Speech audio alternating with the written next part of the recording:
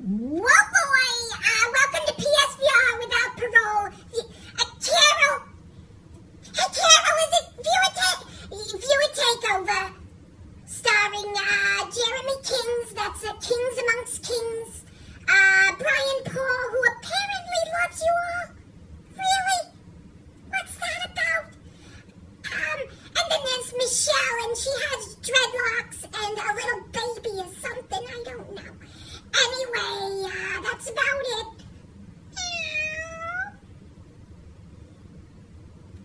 I tried to put a little pinch of sex in there at the end, and I failed miserably, so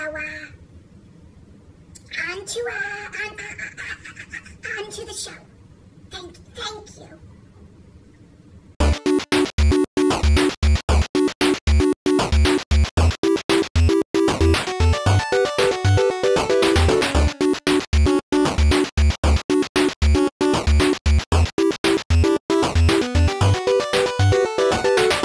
This is the Midnight Gamescast. We record every Tuesday afternoon at midnight. Then we bring it to YouTube every Wednesday as the weekly wrap-up. So long ago. It's like 1,000,000 years ago. Whoa, it was like 2 days ago. Jesus. Relax. Galaxy far, far away. No? No. Yeah. It's not Star Wars? Every Thursday is PlayStation VR Theater. And every Friday, every today is Viewer Takeover, when we let you, the loyal Gamecats, let you take over the show. Disclaimer! Wow, everybody in the MP3 hates you right now. The weekly... Everyone hates me anyway. Like that guy's voice. Disclaimer! The weekly wrap-up. Nope.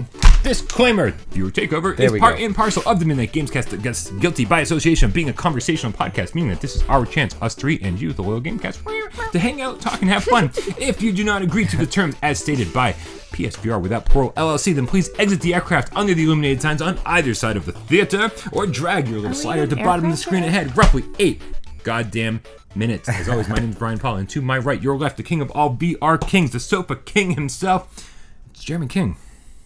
Hello. And to our left, your right, the one, the only, Michelle Verchione. Verchione. Thank you, Jeremy. I do so bad. So bad it's good. And every week on Viewer Takeover, 3 goddamn years. every week on Viewer Takeover, we're like, the Loyal Gamecast, we're gonna take over the show. We scour the videos, we scour the comments, and we read your comments on the air, but we copy and paste them into a word processing document that changes all the periods, question marks, and we read them that way because we think it's funny. Before we start, we want to thank Moggy for that awesome Viewer Takeover introduction. Awesome and disturbing. He tried the sexy. He kept it kind of short. Kept it kind of simple. Yeah. You know, the sexy thing, I think he might have taken a nosedive. He missed the sexy. Yeah. You missed it by a mile, but we appreciate you nonetheless, Moggy. Thank you so much for that. If you want your video to introduce next week's Viewer Takeover, then make sure you send your short, simple, sweet, seductive, sexy, any other S's? You're giving me anxiety. Sensual. Sensational there we go. Viewer Takeover introduction to withoutparole@gmail.com. Not Without Parole Games, Justin Parada. Withoutparole@gmail.com. I have to check that like once a month just because Justin emails me at the wrong email address. Awesome. Good thing I actually do own that.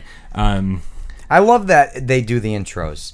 Because now every time I see somebody comment, I see them as when they did the intro. You know what I mean? Like Justin, when he was standing there with the cat. So you'll forever see his cat, Sambuca. Yeah, every time. You know, in the outfit that he wore at that. Sorry, Justin, that's the one I always picture you in. Yeah, that's actually true. Jeremy's always picturing Justin in his outfit. Be careful what you wear because we'll envision you in that forever. Forever, like Mark Wahlberg at the end of The Departed. Departed. Withoutparole@gmail.com. But before we start Viewer Takeover, there's a few people that we want to thank. Thank you very much, Michelle. You're welcome. These people down here, these are our loyal Patreon supporters. Yes. As Jeremy says, the fluffiest of the fluffy. Fluffiest of the fluffy. Now, you know, we do joke around about Patreon a lot. We only talk about it once a week because, you know, we don't want to, like, make a big deal about it. We don't want to, like, drive you guys insane begging for money.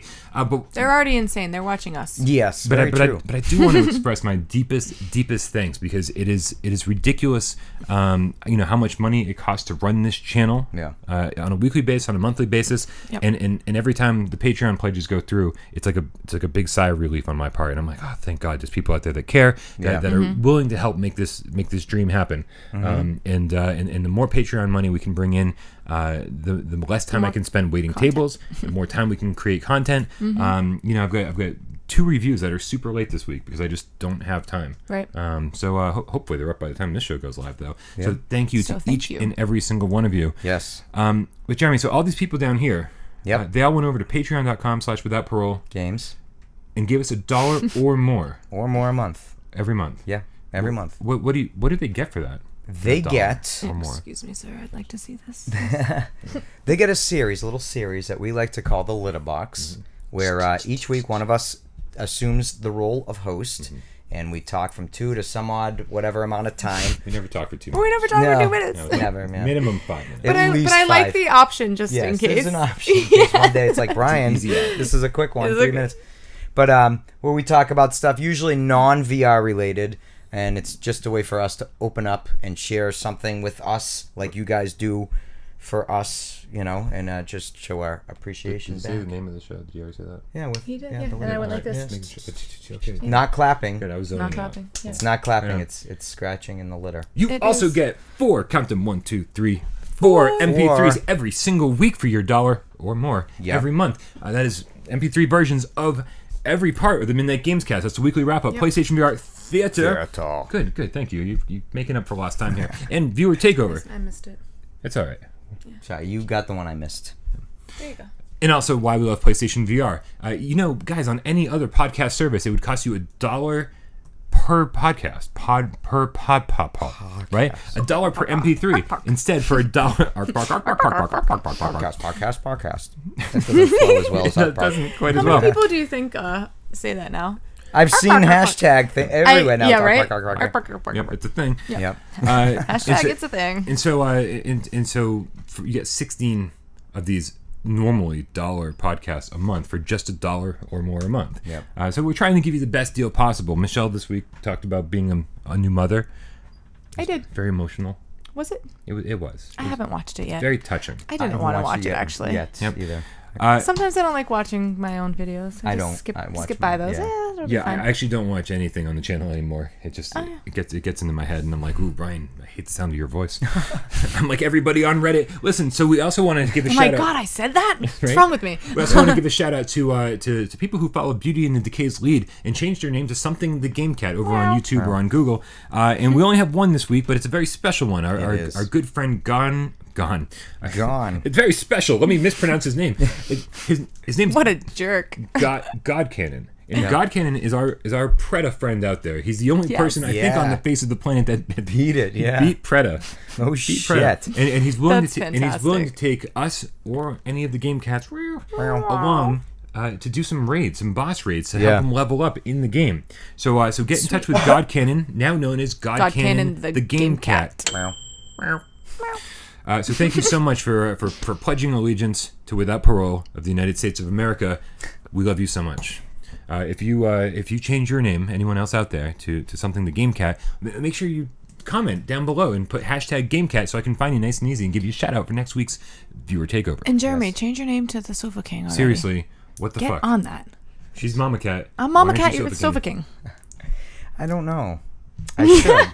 Well, then it would have to change through all of it, right?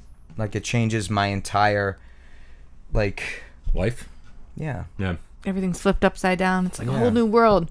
Aladdin. They're like Jeremy King, the Sofa King, Game Cat. Get off the sofa. All right. Time to get into Viewer Takeover. All right. I'm up, Asia. The very first comment comes from PSVR in Espanol. Ooh. Awesome. Nice. This is from the Just in Time Incorporated review. They wrote, I love your channel, but I always have to listen to your reviews only because of the amount of spoilers you show in the video. You shouldn't show that much content of the games, especially when they are this short. Half the levels are shown here. All right. So we've already discussed this in the comments, but I did want to say this publicly for anyone who might be confused. Yep. I did not show half of the gameplay or half of the levels. In fact, Dez is the one who reviewed this game, and I only played the first 25 minutes or so and grabbed 3 levels from the tutorial. Yeah. Right. And then 2 actual levels. There's also bonus levels. And I didn't show any solutions also. Yeah. So I think there's a difference. I think we need to understand the difference between spoilers. Yeah. We need to understand that spoilers would be puzzle solutions. Yeah. Spoilers would be, I don't know, the end level boss. The game or something. Right? End of the game, yeah. Yeah, I mean, like, and when I'm just showing, like, different environments to show you that there is variety in the game, but not actually showing you, like, puzzle solutions. And then again, the game's, like, 2-3 hours? Yeah. And I only showed from the first half hour. Is endless. Yeah, and you can actually even take longer than that. Yeah. So I did want to make sure that anyone who's watching isn't scared to watch our reviews, because I'm very, very, very conscious of this kind of stuff. Also, if it's shown in the trailer, it's fair game. And almost everything I showed in the review were levels from the trailer. Yeah. So keep that in mind too. If you're the kind of person that doesn't want to watch the trailer because you're gonna like spoil it for yourself, well then you can't blame our reviews for doing the exact same thing that the promotional materials are doing. But that's it. I'm not like angry about this comment. I just wanted to make sure we're all on the same page. Who am I up? It's you two. Oh yeah. Wrong way. I'm sorry. It's all right. Sorry, my lips are numb. So that's it. Yeah, we're very, very conscious about spoiler territory. I never want to spoil anything for anybody. I want to show the least amount possible, but still show that there's gameplay variety. Sure. That is it. Moving on. Moving on. To know is to die. Hey. Merville's PSVR review discussion. That is the video this is from. On one side, if we don't support smaller games in VR so they turn a profit, larger software developers will see it as a dying industry and not develop games for it. On the other side, if we continue to buy shovelware games, companies will continue to push them at us until we stop buying them. It's a catch-22. #20. Hash for your takeover. Hashtag it's a thing. Yeah, this is definitely a catch-22. It totally is. But to know is to die. We also need to make sure that we recognize which games are shovelware. Yeah. And which games are true passion projects. Yep. You know, Merville's is not shovelware in my opinion. We just did the PSVR review discussion. Des. You love Marvels. Yeah. Spoilers. I'll spoil this one for you. PSVR in Espanol. Des gave it a 2. I gave it a 1. It means we liked it. I loved it. Des accepts it as a thing. It's kind of true. I feel like he begrudgingly gave it a 2. Yeah. I could just tell the whole time he wanted to give it a 3, but he's like, Brian likes this so much. He likes right? This is like one of his top favorite games. Right. I guess I'll give it a 2. This is the weakest 2 I'm ever gonna give a game. But very low. But the fact is that it's not shovelware. It is a very independent game. It's a very low budget game. It's a big game made by a very small team. It's like an 8-hour game. So make sure that we recognize the difference between, hey, just because the game looks like shovelware, you know, on surface level, like Just in Time, we saw the trailer to that and we were like, this is going to be fucking trash. Yeah. 'Cause it looked like another game like, I know people are saying that Out of Ammo is better now, but it's not better enough for me to endorse it. Want to do it. It doesn't look very good but Just in Time was solid. Yeah. Solid game. Yep. Agreed. So is Merville's. So we need to make sure that, yes, we don't support the people who are just throwing shovelware our way, but we do need to support the people who are giving us like true, you know, works of art. Games they wanted to make. Good stuff. So no, I totally agree with To Know Is to Die. So I never played Marvels. Me neither. A little confession here. Yeah. We're gonna have to do that. I've been, he talks about it so much. I know he talks about it all the time. I'm really curious. So I need about to. it. I wish we could give those codes away. I could have given them to you guys. Oh yeah. Yeah. So do we want to make this like a Merville's kind of weekend? You guys want to come back next? I'll give you guys $20 each to go buy the game. You guys want to come back next week and talk about Merville's? Talk about Marvels? Sure, we can talk about Merville's next week. Okay. Next week. Stay tuned for Merville's Week continues. Also, if anyone wants to contribute $40 to Patreon, I just lost a bunch of money. All right, you're up, Asia. Oh, sorry about that, Bri. MetCat 1983 What's up, from Metcat? PSVR this week. Sorry, I have to say it every time. Thank you, Brian. On PSVR this week. He said he had to say it every time. I wanted to see if he would. You didn't give me enough like lead-in time. Oh yeah, all right, fair enough. One more time. On PSVR this week. That deserves a high five. That was good. Thank you. Des just lost his job. All right, you're up, Asia. Hashtag viewer takeover. Hashtag it's a thing. It's a thing. It's a thing. Can never be too many dicks. No. That was a different comment altogether. That was a cool painter comment. They're like, let's be honest, all we're gonna get is a bunch of people painting dicks. Yeah, great. And I was like, well, the more dicks, the better. Is that not a thing? Did you put that on your island in the sand? A dick? Yeah. I should have. It should have been rocks that spelled out help with some cock and balls. Some dicks. Yes, some dicks. Okay. Wow. Apparently, I can't wait to thing. get that game. Big veiny. Oh my God. I'm gonna give you $10 not to buy that game. I was thinking the other day while on Reddit that the sound of Brian's voice. That I hate the sound of Brian's voice. What was the first PSVR game that blew your mind and changed everything for you? I remember over a year ago when I bought my Batman, really made me emotional. But when I bought my Farpoint bundle last May and jumped into that world, my life has changed forever. Was he emotional because of how upset he was with the Batman game? Sorry, what? Emotional with Arkham VR. Yeah, because... Did you not play that? No. Well, then you wouldn't know why it would be emotional. Seriously. Yeah, true. Maybe you should... I feel like you have some catching up to do. Seeing Robin in a cage. Dum, dum, dum, dum. Let's... Spoilers. I like Robin in a cage. Oh, geez. Better than Robin on his windshield. Oh, too soon. Yeah, it happened. All right. Fantastic, though.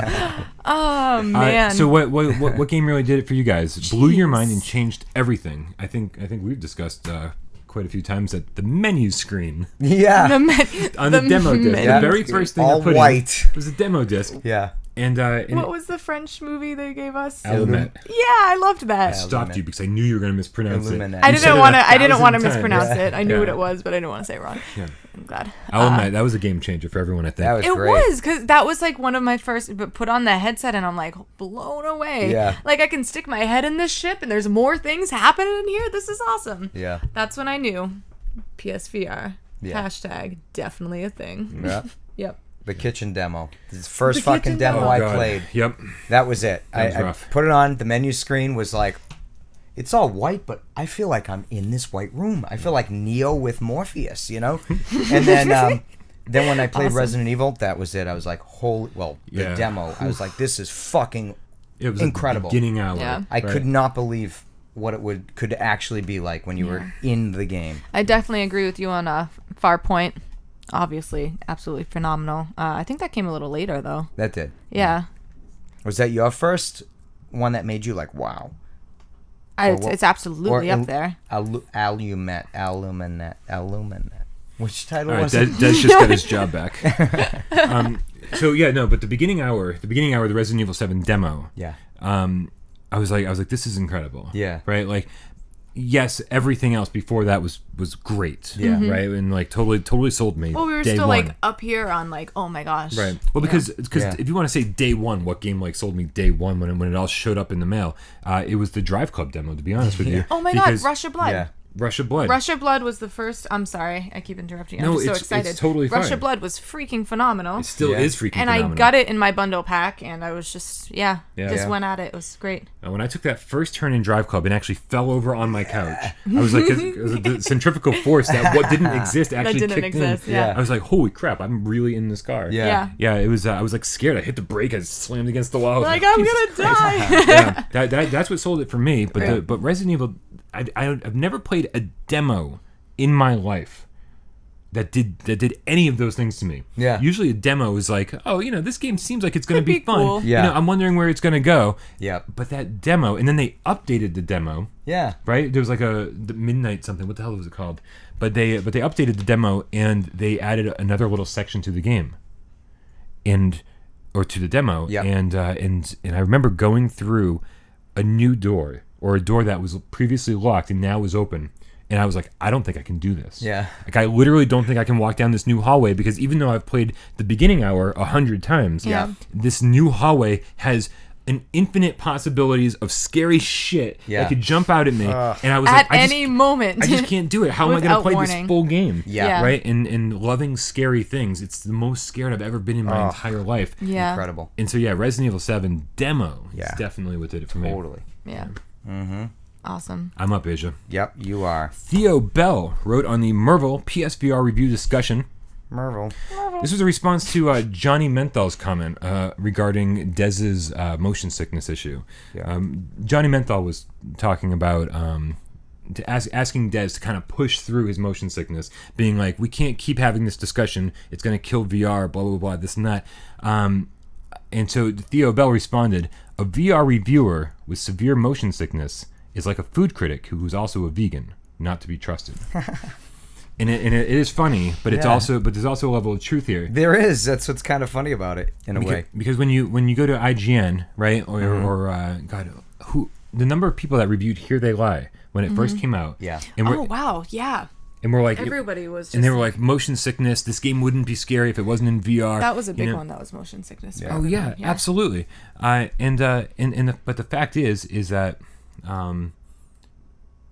I get it when VR was new, and everyone kind of had this like tinge of motion sickness. Yeah. You know, even me, the first day I was like, ooh, you know. Well, like, it's also brand new. You're not used to it. You're not. Yeah. You know. Yeah. Still trying to. For some people, motion sickness is something you can get over very quickly, right? Some people will be like, oh, just put a fan on, you're fine. For some people, it's like, oh, which just... absolutely helps. Absolutely. Yeah, some people are like, if you're playing a game where you're walking around, stand up. Okay. For some people, it's just time. Everybody is different. Everybody's different. Yeah. And so Dez is probably the worst offender when it comes to motion sickness. Yeah. And the fact is, if he was the only reviewer here without Parole, if he was the only person giving his feedback on games, I'd be like, no, absolutely not. Get the fuck out of here, right? But he's one of 4 people, right? And I am so happy that one of us has a different perspective. Yeah. Right. Because then we can say, for all the people out there who are also having a hard time overcoming motion sickness, he's got a voice. We've got Dez. Right? Yeah. He's your voice. He's the guy that says, listen, if you're not totally comfy in VR, then maybe this game's not for you, or maybe you know, you have to change your settings, because Mervils put the blinders and all that shit on. Put the blinders on. Mervils has static camera angles you can use instead of like one that follows behind your character. Yeah. And so he had to play most of the game that way, right? So should Dez be trusted as a VR reviewer? Yes, but he's trusted as a voice for a very specific percentage of the population who has not yet overcome their motion sickness. Yeah. Dez has been doing this for over a year, and he's already much further along than I thought he'd be. Oh, yeah. So I thought at a point that he was never going to get anywhere. It took a while. It took a while. Yeah, he had some serious issues with it, and for sure. He still has serious issues with it. But I am so happy. This is... But he's still sticking with it and moving forward, and because he loves it, and still loving loving it. And there are so many games that don't require any movement that everyone can play, right? And so we just need to make sure that we're a channel for PlayStation VR fans. Yeah. But we're also a channel that wants to cater to all PlayStation VR fans, not just the ones that will buy it no matter what. You know, I like the fact that there's he'll call your. Not that he'll call it out on it, but if it gives him motion sickness, you know, he's not afraid to bring it up and just be like, well, it made me sick, you know? Yeah. So people need to know. People need to know. Of course they do, yeah. It's a serious issue, and I just suffered from unexpected motion sickness this week, and it was... I'm going to say most of it's my fault. I didn't eat all day, and I've been in VR all day, and I've been drinking coffee all day, and already that can give me an upset stomach. Such a bad Such a bad combination. Oh my gosh. And I'm a guy who doesn't get motion sickness. It doesn't matter. Not eating too much coffee, that alone before you getting in VR is a bad idea. Yeah. So as a guy who doesn't suffer from this kind of thing, like I know firsthand how it feels. It put me out for the rest of the night. Yeah. Like I had work to do. I had reviews to get done. You were down. And I was just like, man, I need to take a nap. And I thought I was going to take a 2-hour nap. I ended up sleeping the whole night. Wow. We need his voice on the channel, and his reviews are to be trusted. So thank you, Dez, for being part of this. Yeah. And sorry for anyone who doesn't agree. Maybe Theo Bell specifically, but we need his voice to speak for those people who want to play VR. But aren't quite over motion sickness. Word. Moving on. You're up, Asia. You are up. I'm up again? Wow. That's usually what happens. Every third one. Simpson J. Katz from Viewer Takeover. Hashtag Viewer Takeover. Who do you guys, gal, follow on YouTube, assuming you get time to watch anything? Nope. I think Brian mentioned Cinemassacre. Awesome, by the way. Any others? Cinemassacre is awesome. But they don't need my endorsement. That's the fucking angry video game nerd. Never watch. No, I don't watch any other YouTube channels. What? I don't. I I don't watch YouTube channels. I don't watch podcasts. I never have, actually. So no, I don't have any. Michelle? Yeah, I don't actually really watch YouTube. Yeah, no, or podcasts. The only, I know you're big on, kind of funny. That Yep. kind of like was your thing. Yeah.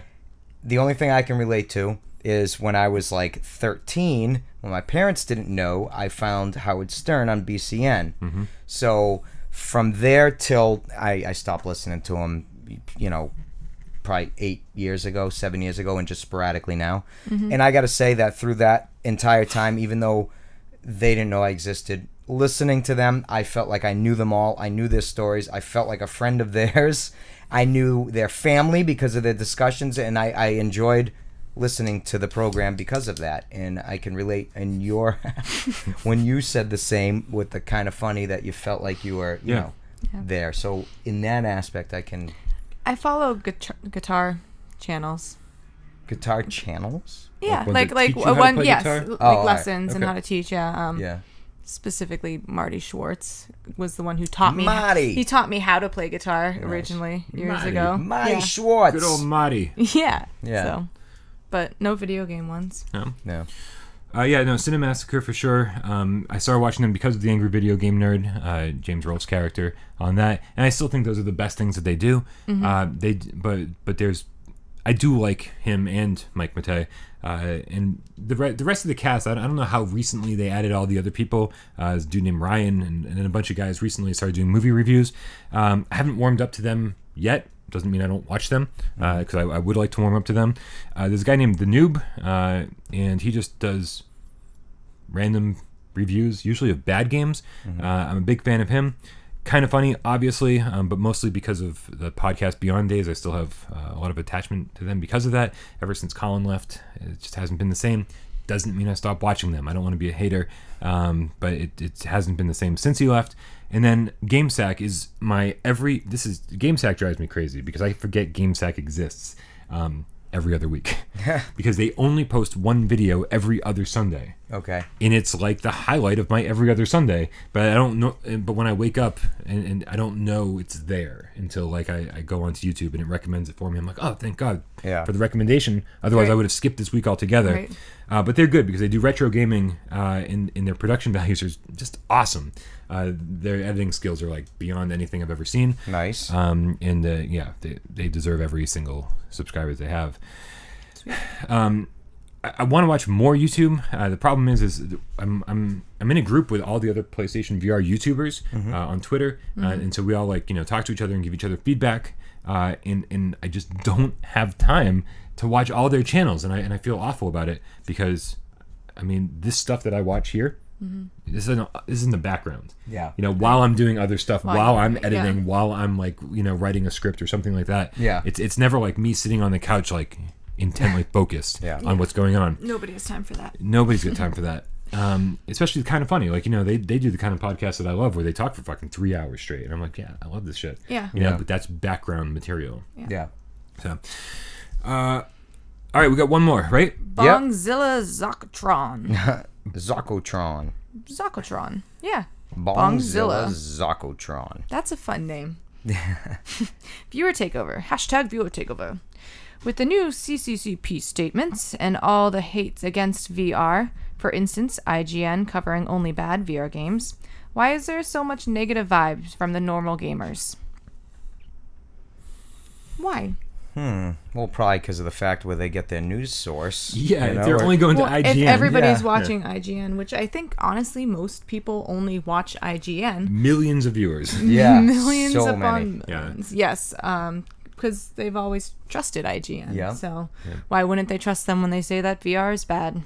It was like the in the GameStop days with the Call of Duty people and like the Madden people. You know? Jesus, yeah. You want to reserve Call of Duty? No, I ain't fucking doing that shit. You know, or the Halo versus the Call of Duty. It's hit. That was more like it. They might not ever have played it. I'm but not they playing hate fucking Halo. I'm a Call of Duty person. Yeah. I don't need that. I need reality or jetpacks float. Now look at now there's Call of Duty jetpacks. Where's our jetpacks? You know? Come on, Impulse Gear. Bring us jetpacks. Right? Bar.2. Hashtag it's a thing. Hashtag E3 this year. Pop point.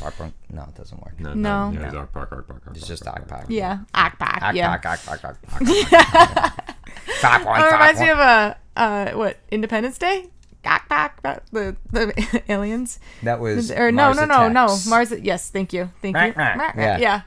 There's a lot of people in that movie. Ark. Anywho. Anyway.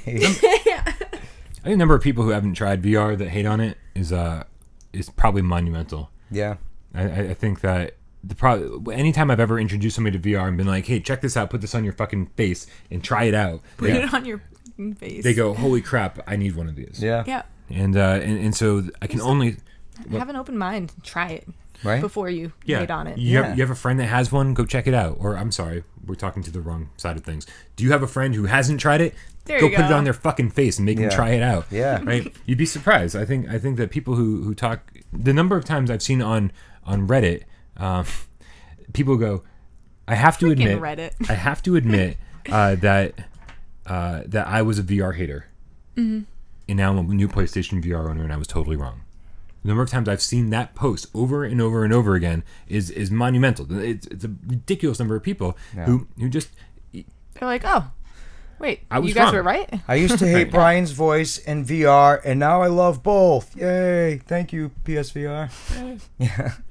Take what we can get. Yeah, right?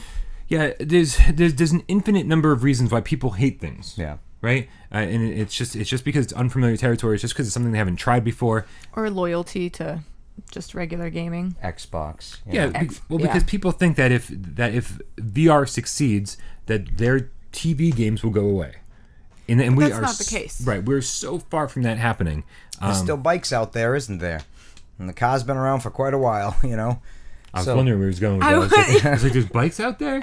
Like, I guess there's probably bikes out there. I thought that was a car horn. Yeah.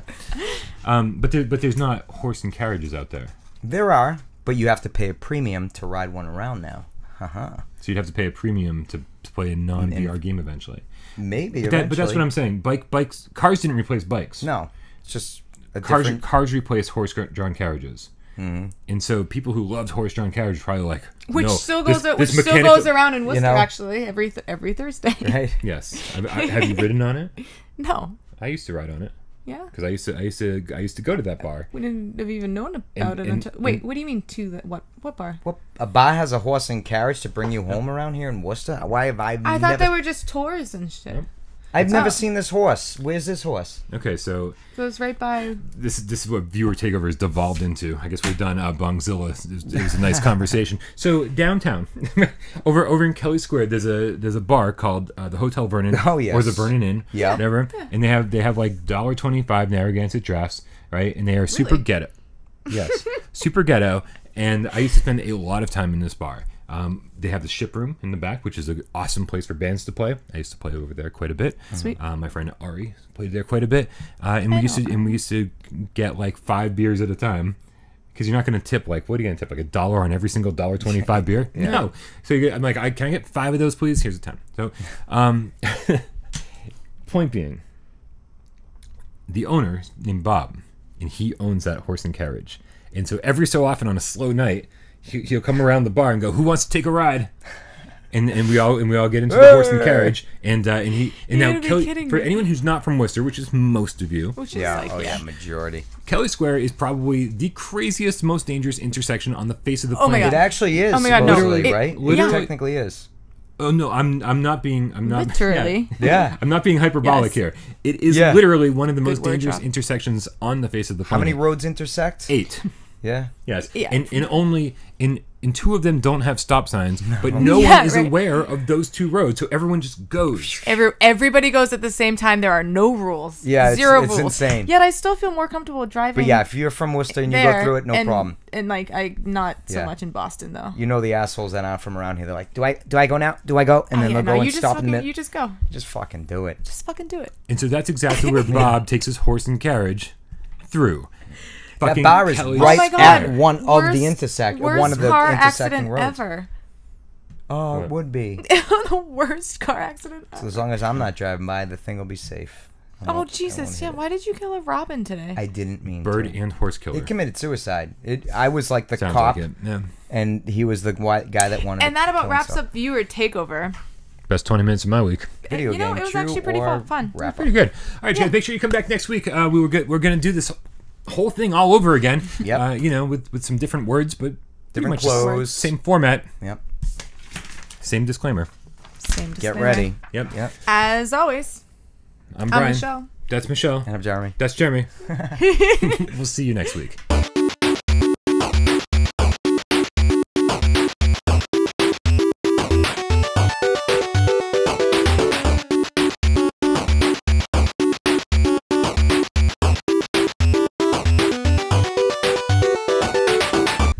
We need to hire a we have no money to hire cue card anybody. girl? sign language, like when you do the code in the little corner. You know how they do that? They do the sign languages. We should just hire you to do it. I don't know sign language. Perfect.